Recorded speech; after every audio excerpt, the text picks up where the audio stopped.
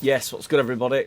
Back again with another quick shit vid. Tomorrow it's on again. So Liverpool, this is what it's all about.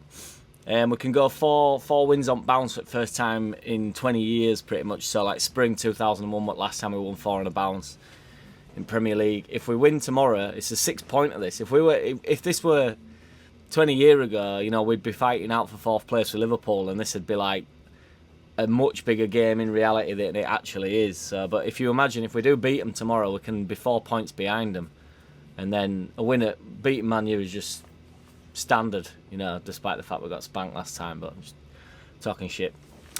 Yeah, there's a couple of interesting things tomorrow to sort of go over. I'm pretty confident Raf's going to start. It's a total guess, but he put on his Instagram the other day that he's ready, and I think as bad as the tackle was on Fernandinho, what he did, I don't think he should be able to recover from that, and he's obviously extremely fit and stuff, so you would imagine he's alright.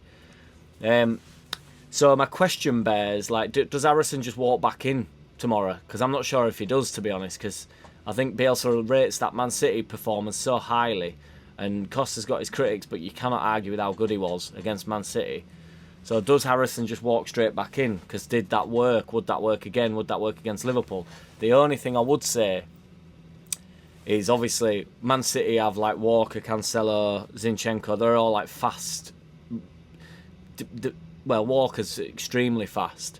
Trent Alexander's fast, but if Harrison's going to get at him like he did in the first game, he's got absolutely no chance. It's certainly on pace, and Trent Alexander's always trying to steal 10, 15 yards getting forward, isn't he? So you'd have to think that's a better dynamic than getting Costa up against him, really, even though I think Costa's been really good. So what do you think to that? I think Harrison comes back in myself just because of the game that it actually is, you know, and how we can get at him and how good he was against him in first game of the season.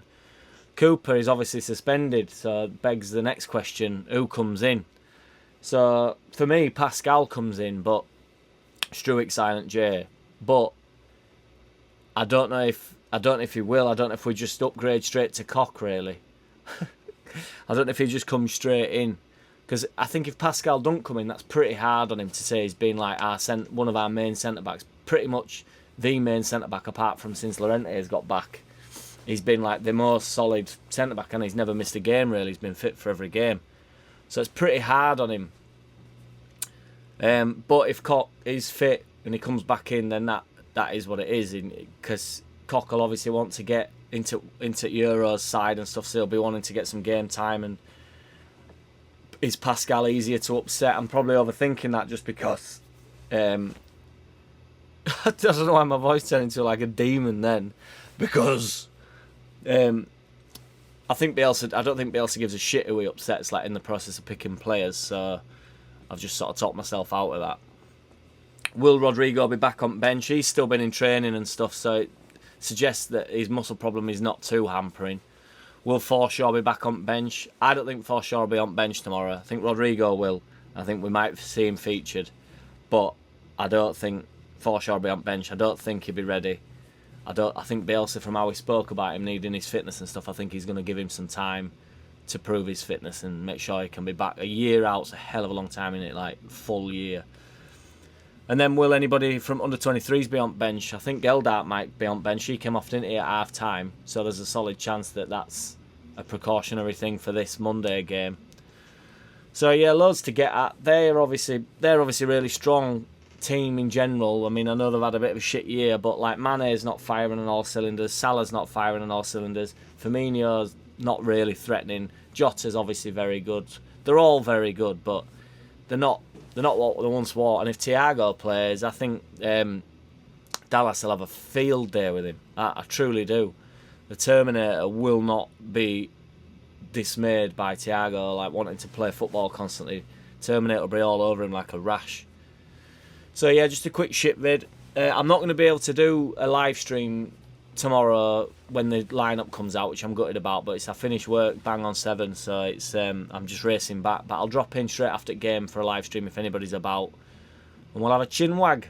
But yeah, nice one. I've had a few comments on my bump. I've not been out fighting, don't worry. I'm in the process of trying. I've had that since I was born, but it's got really big. In lockdown, it's just like grown. But you don't want to talk about my cosmetic needs. Nice one. Take it easy. See you all tomorrow. Oh, my prediction. I think it'll be a high-scoring game. I think we do them 3-2. I'm going to go... I'm tempted to go Terminator, but I don't want to just because he got 2 last week, and that's unsustainable. So I'm going to go Bamford, Raf. And I'm still obsessed that Llorente is going to get something from a corner. So, yes, Bamford, Raf, Llorente. Don't give a fuck who scores for them. Nice one. In a bit, speak to you all tomorrow. What do you reckon your score predictions will be? All that stuff. In a bit. I don't wanna play no games. No, I don't wanna play no games. No, I don't wanna hear your promises. You do you and I'll do me. That's just the way it is. Don't wanna ever feel surprises. Why I ask no.